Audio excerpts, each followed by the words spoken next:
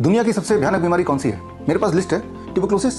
Tuberculosis की सच्चाई ये है कि 10% ट्यूबरक्लोसिस के मरीज ट्यूबरक्लोसिस से नहीं मारे जाते, सुसाइड से मरते हैं। ये ऑफिशियल फिगर है। यानी कि ट्यूबरक्लोसिस के पेशेंट अपने बीमारी से और बीमारी के इलाज से इतना परेशान हो जाते हैं तो उन्हें लगता है कि मरना ही ज़्यादा आसान है, सुसाइड करना ज़्यादा आसान है। या फिर मैं बोलूँ कि ट्यूबरक्लोसिस से ज़्यादा भयानक बीमारी chronic kidney disease. Chronic kidney disease के पेशेंट्स, एंड स्टेज के पेशेंट जिन्हें हफ्ते में 2 बार 3 बार डायलिसिस के लिए जाना पड़ता है, यानी कि अपने बॉडी का सारा खून निकाल के मशीन में डालते हैं, फिर दोबारा वो बॉडी में आता है। ये बहुत ही दर्दनाक प्रोसेस है। और क्रॉनिक किडनी डिजीज़ के अगर पेशेंट से पूछें, सिर्फ पेशेंट सफ़र नहीं करता, पूरा परिवार सफ़र करता है। तो क्या मान लें हम कि chronic kidney disease should be called as the most dangerous disease.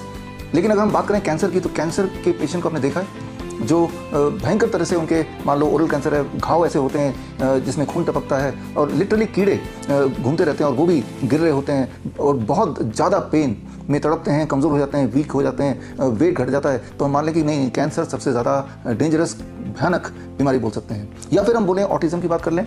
छोटा बच्चा भी 2-3 साल का है, ऑटिज़म डिटेक्ट हो गया, यानी कि ज़िंदगी भर वो ऑटिज़म का पेशेंट बना रहेगा। यानी कि उसे आम भाषा में कोई पागल बोल सकता है, मंदबुद्धि बोल सकता है, यानी कि he will be dependent on somebody else for rest of the life. तो क्यों ना हम ऑटिज़म को सबसे भयानक बीमारी बोल रहे हैं। या फिर हम इनफर्टिलिटी की बात कर लेते हैं। इनफर्टिलिटी जो सोशल स्टिग्मा से जुड़ा हुआ भी है, इरेक्टाइल डिसफंक्शन इनफर्टिलिटी। या फिर गैंग्रीन की बात कर लें। गैंग्रीन यानी कि जिसमें पैरों के उंगलियां सड़ने लगती हैं, आंखों के सामने गलने लगती है, जैसे मोमबत्ती पिघलता है, उसी तरह से।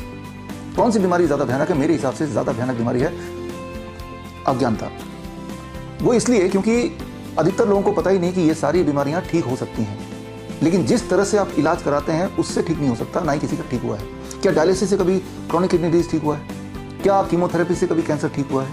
क्या कोई ऐसा पेशेंट को जानते हैं ऑटिज्म का जो अब पूरी तरह से ठीक है, या आधा अधूरा भी ठीक है?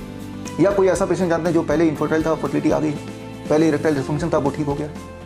जो मेथड आप यूज़ करते हैं, जो कन्वेंशनल एलोपैथिक ट्रीटमेंट आप यूज़ करते हैं, उसमें कोई इलाज नहीं है। दैट इज़ अज्ञानता।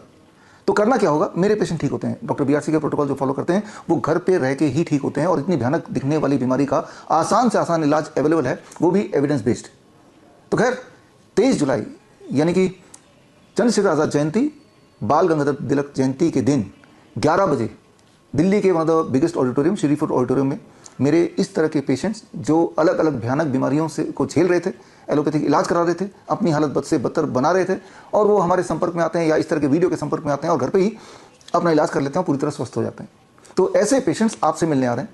आप में से बहुत लोग अक्सर पूछते हैं कि क्या आपके पास ऐसे पेशेंट हैं जिनकी डायलिसिस छूट गई? कैसे पेशेंट हैं जिनका कैंसर ठीक हो गया? कैसे पेशेंट हैं जिनका ऑटिज्म ठीक हो गया? कैसे पेशेंट हैं जिनका गैंग्रीन ठीक हो गया? कैसे पेशेंट हैं जिनकी ट्यूबरक्लोसिस ठीक हो गया? हार्ट का डिजीज ठीक हो गया? डायबिटीज चली गई? बीपी चली गई? तो खैर उसका जवाब अब आपको मिलने वाला है। ऐसे पेशेंट हैं और ऐसे पेशेंट से आप चाहें तो डायरेक्टली मिल सकते हैं। 23 जुलाई 11 बजे श्री फोर्ट ऑडिटोरियम में फिजिकली आएंगे अपने पास्ट रिपोर्ट को लेके और पास्ट मेडिकल हिस्ट्री को लेकर और अभी के रिपोर्ट को लेके वो रूबरू आप हो सकते हैं। और जो लोग आना चाहते हैं 23 जुलाई के प्रोग्राम में, स्क्रीन पे दिए हुए लिंक में जाके अपना नाम भर दें ताकि आपका सीट हम रिजर्व कर लें। ये एब्सोल्युटली फ्री है। और इस प्रोग्राम में ये ना केवल वो पेशेंट आपसे मिलेंगे, बल्कि उन्होंने क्या किया, कैसे अपने आप को बीमारी के जाल से बाहर निकाला और दवाइयों के जाल से बाहर निकाला, वो अपनी कहानी भी बताएंगे। और मैं खास ट्रेनिंग, एडवांस ट्रेनिंग आपको दूंगा, जिसके माध्यम से घर बैठे ही आप भी ऐसा कुछ करके अपने आप को बीमारी से, दवाइयों से और डॉक्टरों से आज़ाद कर सकते हैं।